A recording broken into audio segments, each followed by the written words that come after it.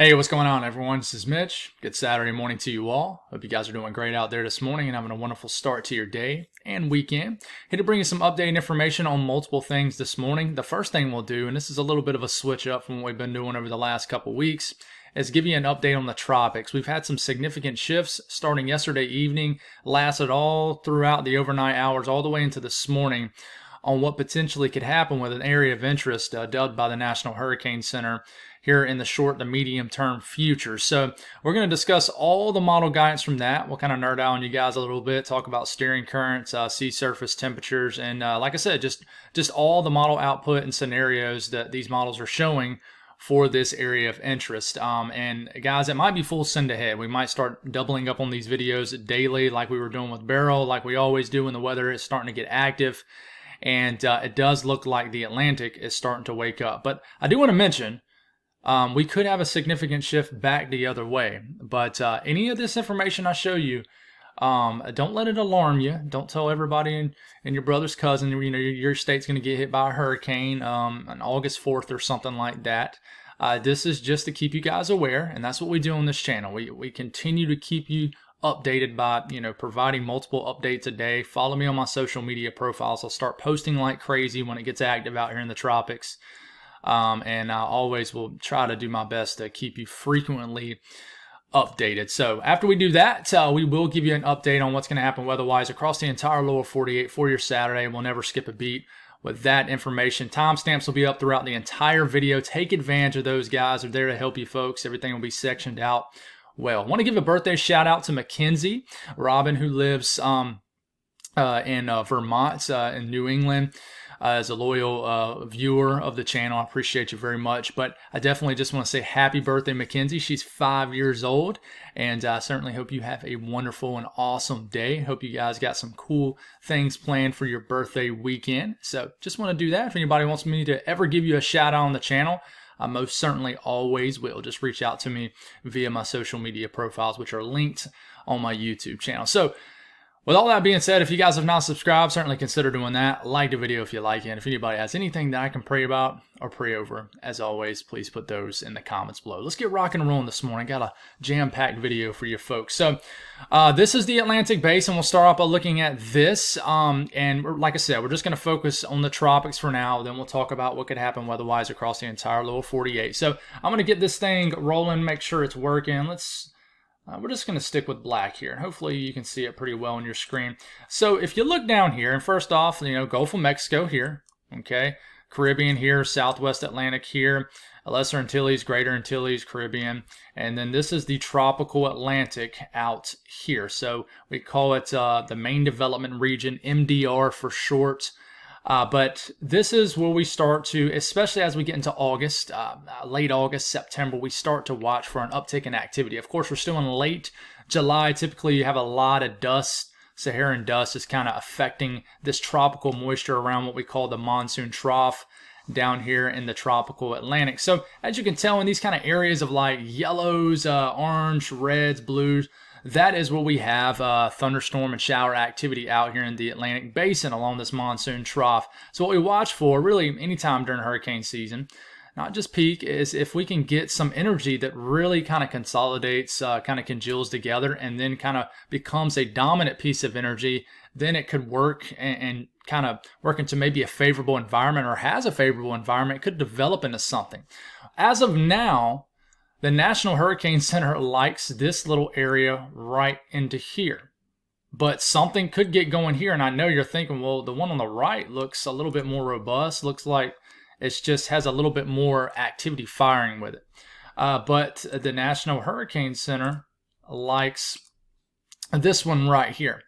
Okay, and we're about to actually show you a graph from the National Hurricane Center where it does have this, as an area of interest, has a 20% chance to develop. And I expect that to increase maybe in the next update here in about an hour and a half, 2 hours. But that is the area to watch. I know you're thinking, well, that doesn't look very impressive, Mitch. Well, it really doesn't. And I don't think it will be impressive for the next few to maybe several days. It's just as we watch this kind of move in this general direction, it'll enter a more favorable environment right into here. Okay, the only thing that I think it'll have to deal with is land interaction with Hispaniola, Puerto Rico, Cuba, etc. Okay, and I know you're thinking, well, Mitch, you were just talking about Saharan dust. Well, that Saharan dust is right in here. I mean, it's there.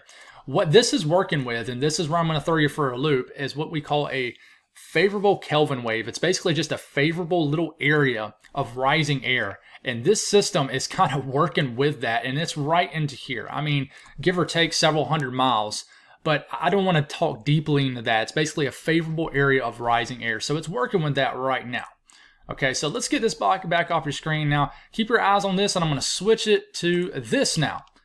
There it is. It has it as the X. That is where our area of interest is located right now. And it says it has a 20% chance to develop in this yellow area with the yellow slashes going in between it into a depression or a named storm sometime in the next 7 days.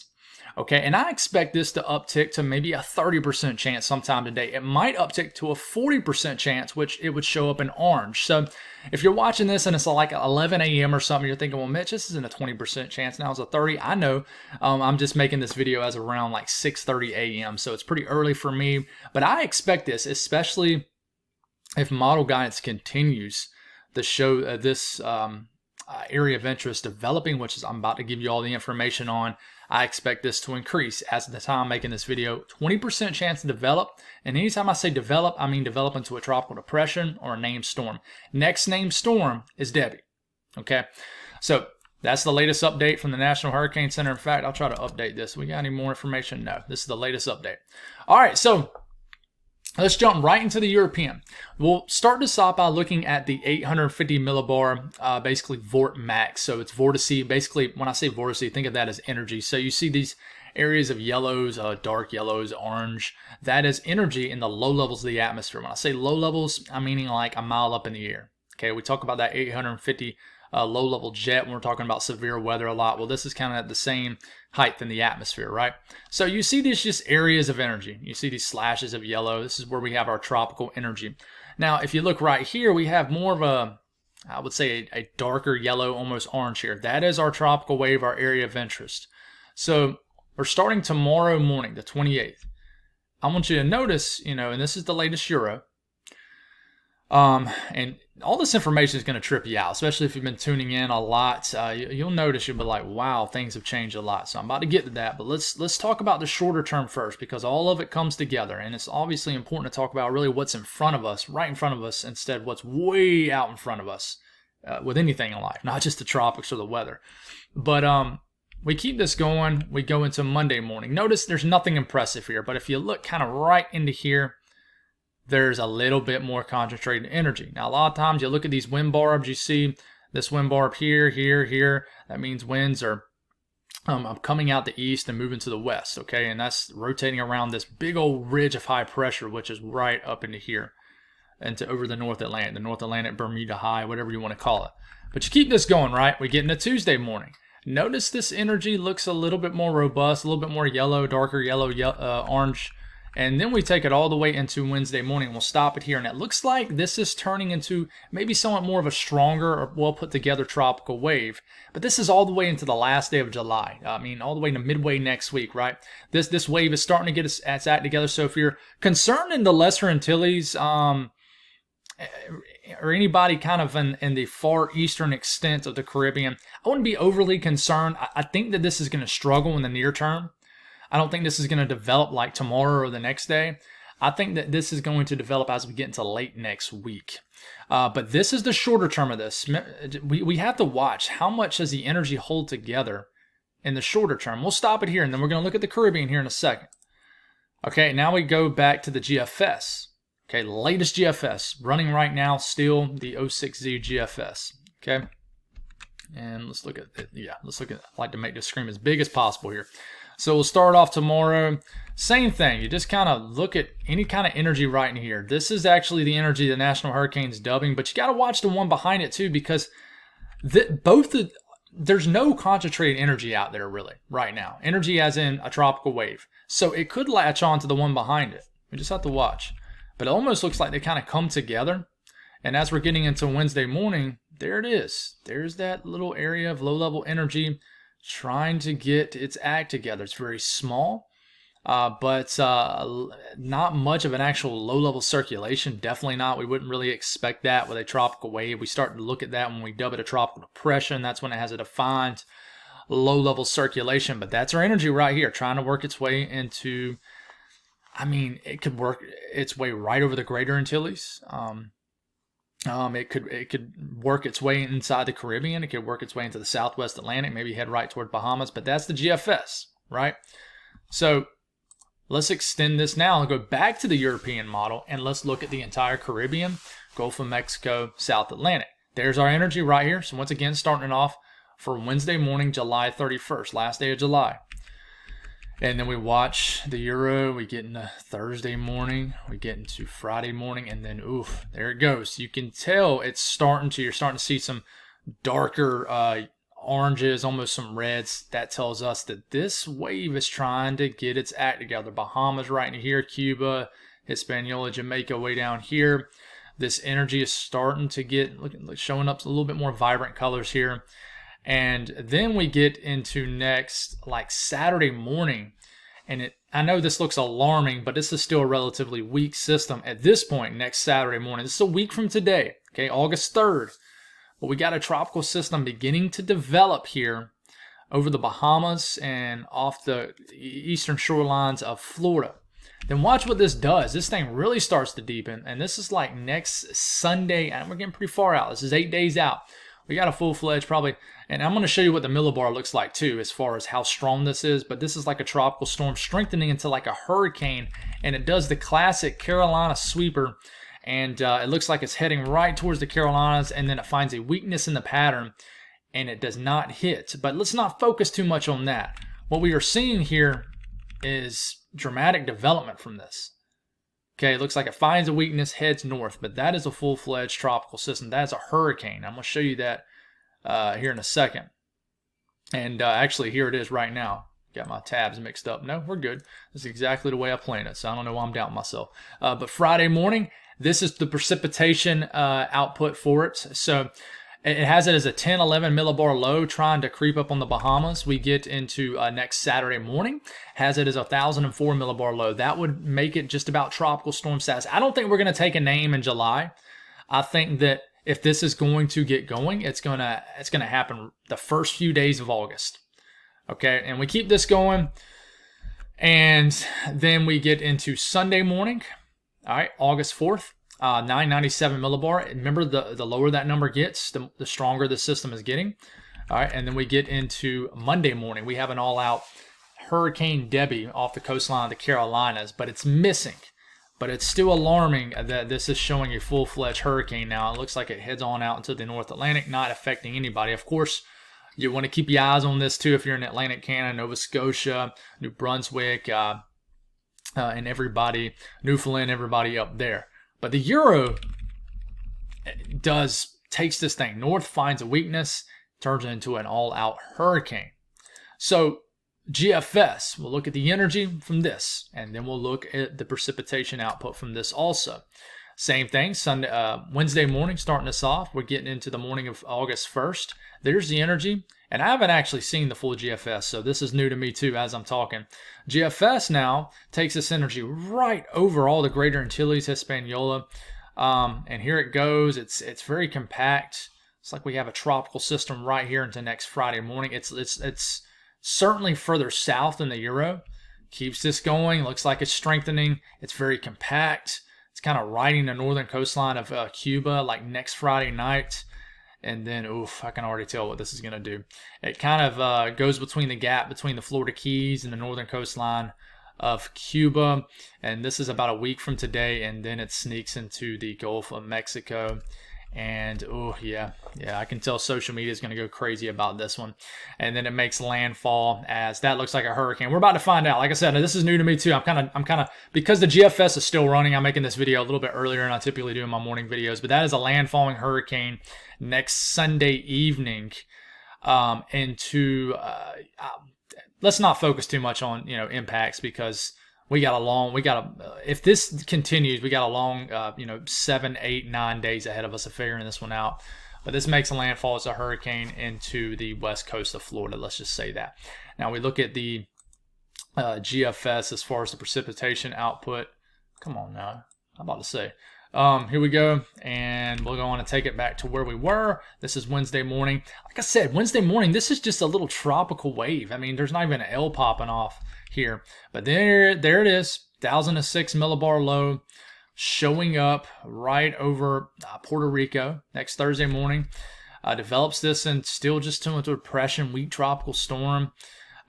This kind of, it stays pretty much north of Cuba. We got a 998 millibar low next Friday night, and then we get into Saturday morning. This looks like a hurricane moving between the northern coastline of Cuba and the Florida Keys, and oof, man, yeah. Then it looks like it turns into a pretty strong hurricane.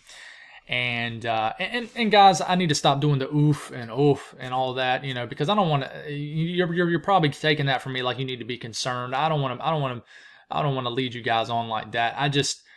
It just looks like we're dramatically shifting here, and just that's concerning to me, because steering currents, I think in general, do favor this potentially impacting someone if it does develop.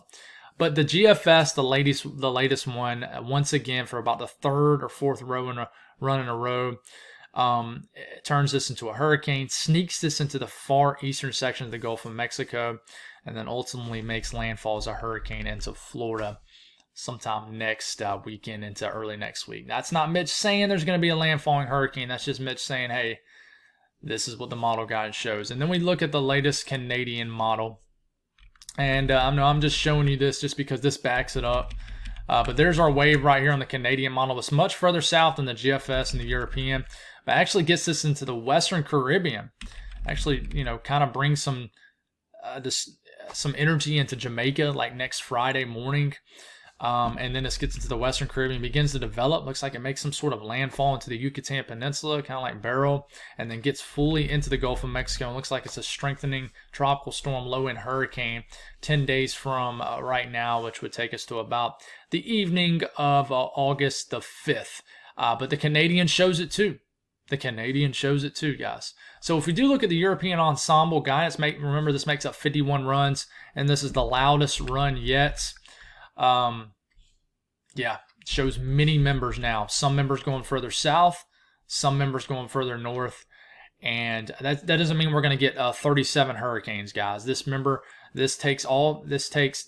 a 51 run setup that makes up an ensemble run. But in this case, on weathernerds.com, if you're wondering where the site is, it puts all the members that do develop a low pressure into one model output and develops many scenarios here, and that's a pretty loud signal. There's many members showing up. I'm not going to try to count them. I might as well go across here, but that is a pretty big signal for a tropical system. But you see the spread on it. Some of these are getting into the Gulf of Mexico. Some of these go right into Florida. Some of these make a turn like the actual European ensemble, like the European operational run. So we got to watch this, guys.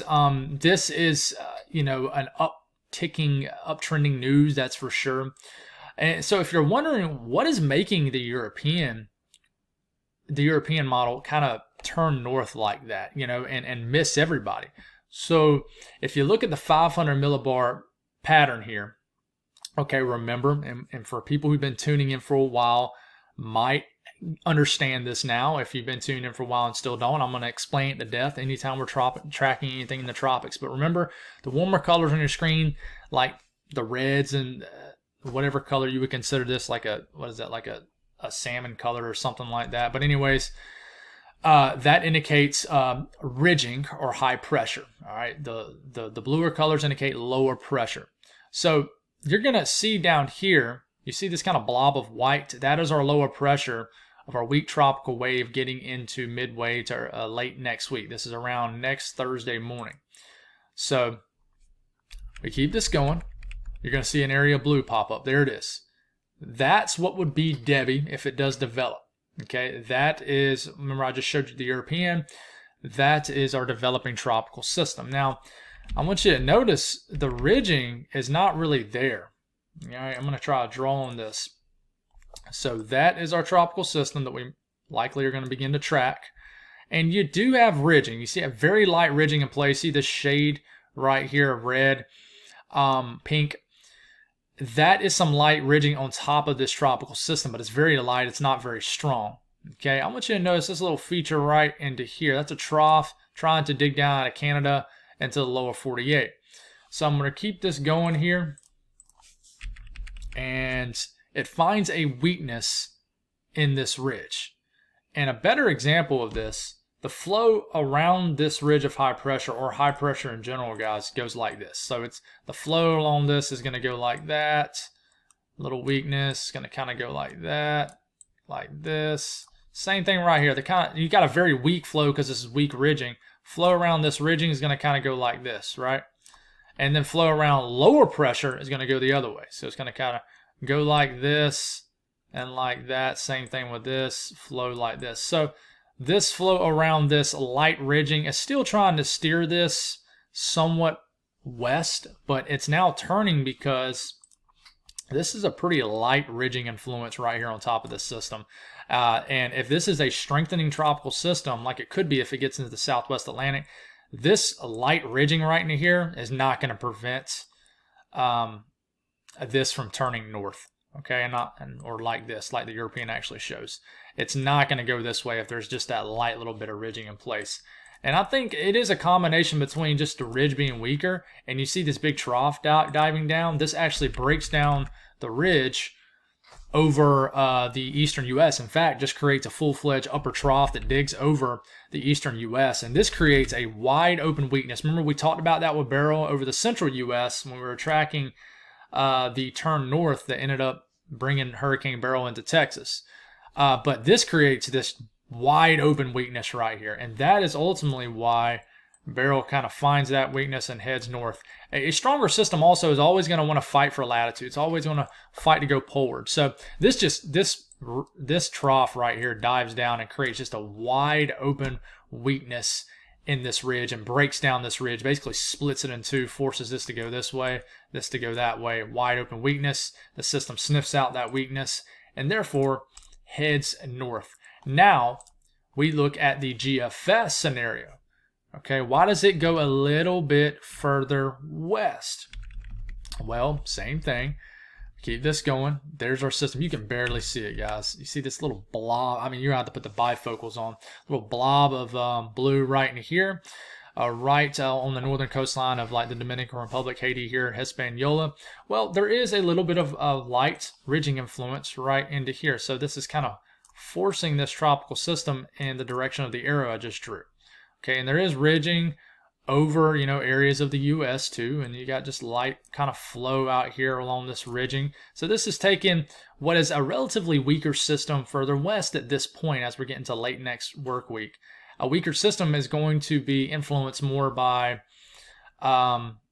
just low-level steering currents and steering currents in general. A stronger system is always going to want to fight against those steering currents unless you have a very strong ridge on top of it. So you keep this going. And it does. There's a little bit of a weakness. It doesn't develop the exact same way as the European does, for example. But this is like around this time next week.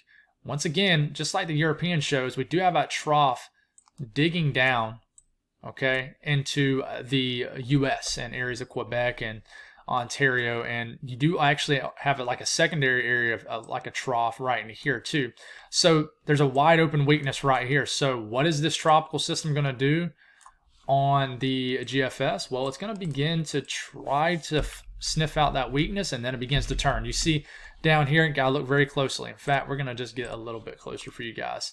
See that weakness? You see the white area on top of this? That's that weakness created by the trough. Same thing that the European showed. And this thing begins to turn north. I mean, there's none of that red on top of this like you see over here. There's none of that over this region. There's no ridge. If there was like a ridge right here, this would probably try to steer it a little bit further west along the Gulf coastline. But there's a wide open weakness. Therefore, the GFS sends this just right into Florida.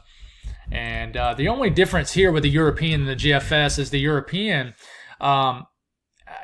has a weakness in the pattern a little bit faster, and also the European gets this a little bit stronger faster, so it tries to turn north quicker. So I hope that makes sense, and we'll continue to explain that to death. It's definitely got to get your vitamins up because we got a lot of talking to do, and you guys got a lot of hearing to do because I know y'all going to keep tuning in. Y'all are awesome.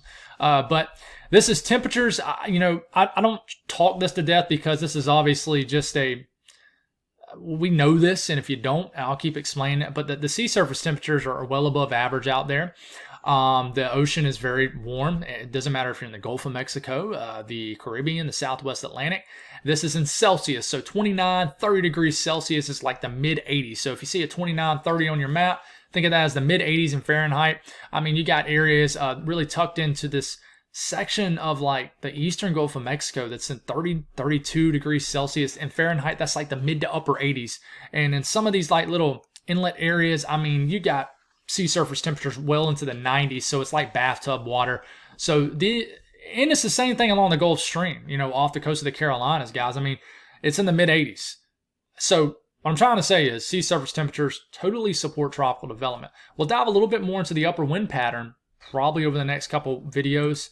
But as far as temperatures compared to average in Celsius, the warmer colors, that's where it's just above average. In some areas, really into the entire Caribbean, and it looks like the entire path of where this system might go, which is anywhere from like here, if it develops, maybe here, or maybe here. Basically, its entire path is going to be dealing with sea surface temperatures well into the 80s and above average for this time of the year.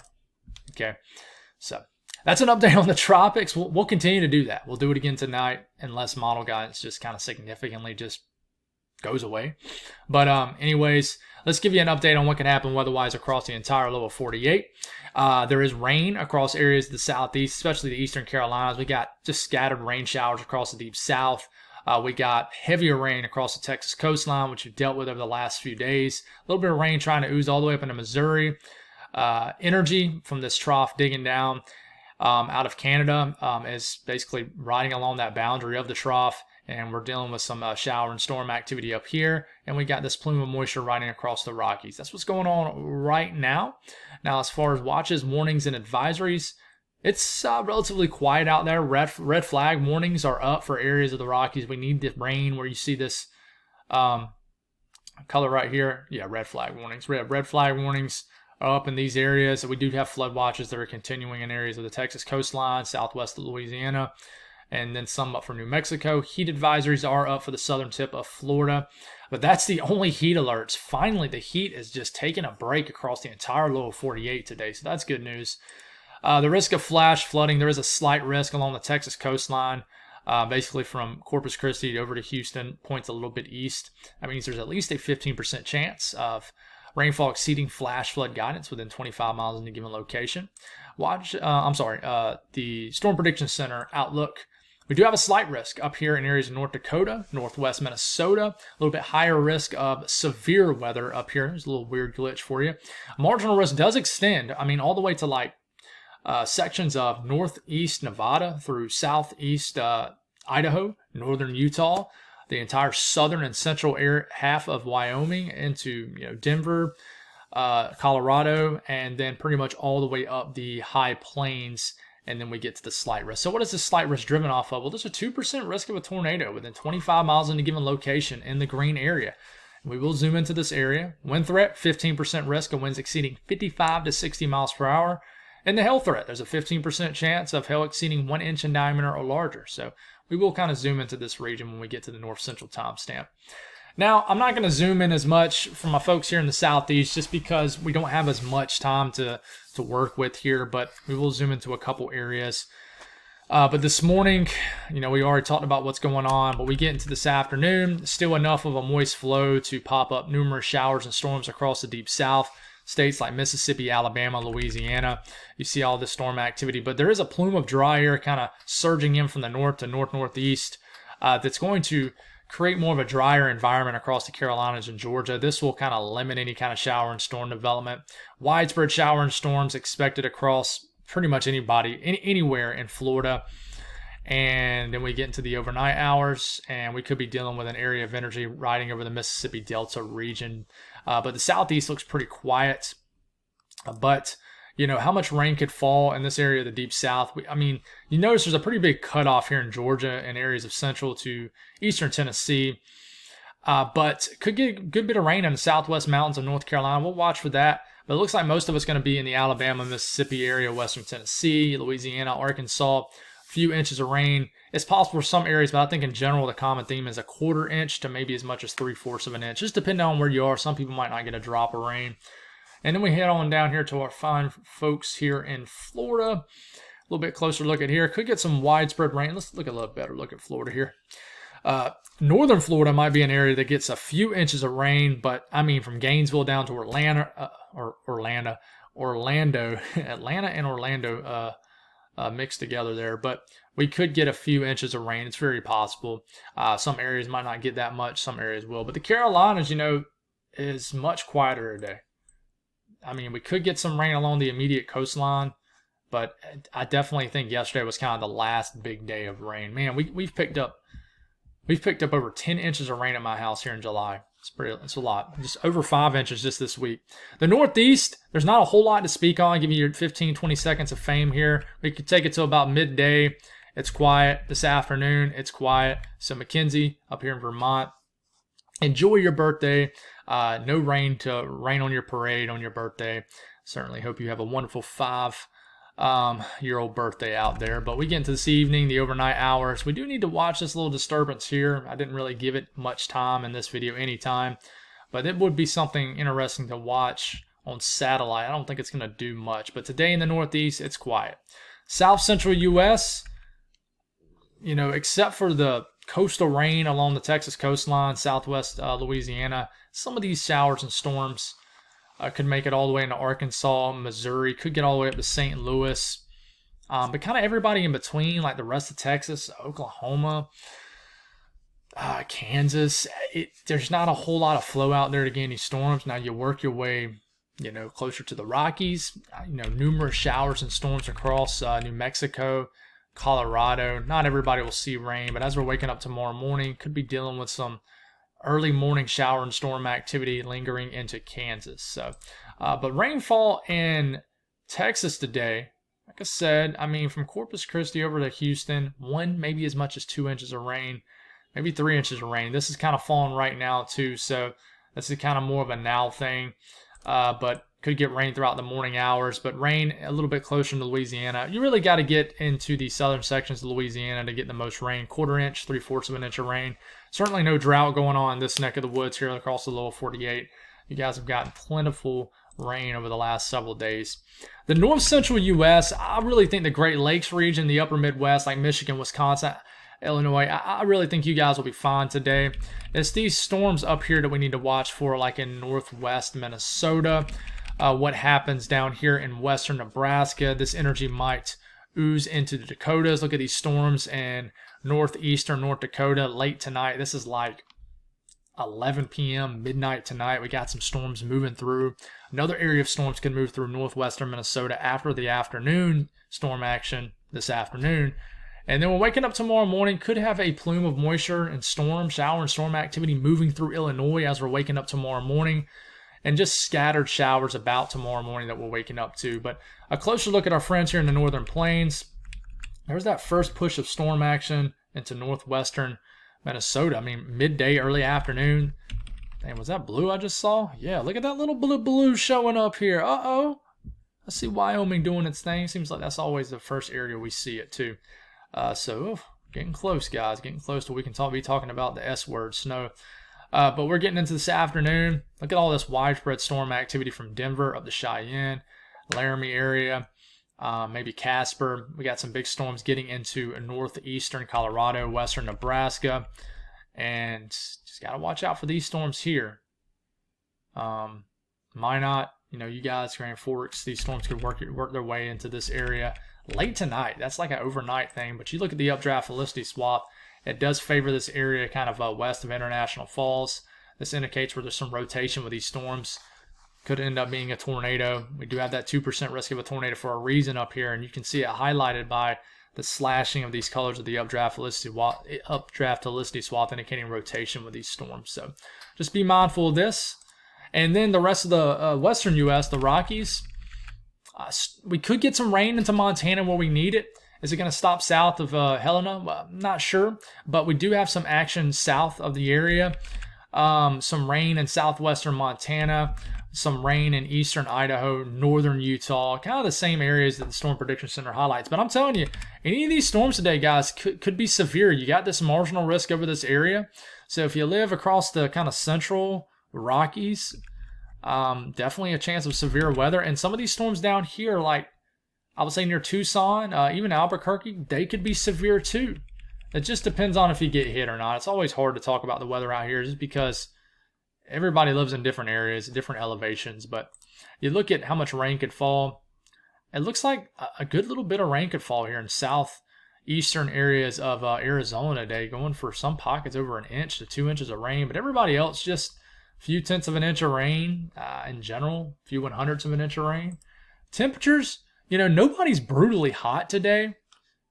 I would say 80s is the common theme across the eastern U.S. Some pockets of warmer air across Kentucky and West Virginia, and of course South Georgia, South Alabama, 80s and 90s. But I mean, guys, it's not too bad for late July, which climatology-wise is typically your hottest time of the year.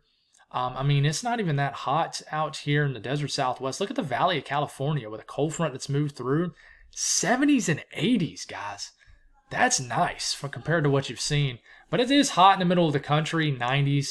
But I don't know if you'll hit 100 today. So that's all I got, guys. Thank y'all for tuning in. We'll do it again this evening, most likely. But continue to get updates. This is a changing situation in the tropics, no doubt about it. So God bless all y'all. Have a wonderful day, and I'll talk to you again soon.